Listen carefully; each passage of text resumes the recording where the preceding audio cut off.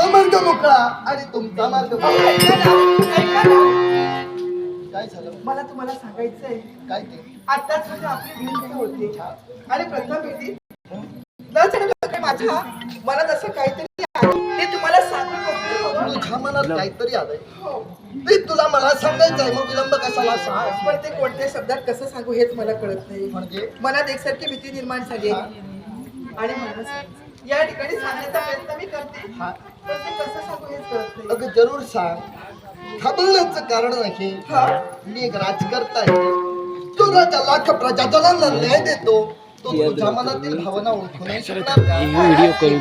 हा. तुला जे काही सांगायचं असेल अगदी स्पष्टपणे सांग. अगदी देहभान विसरून मी गेले.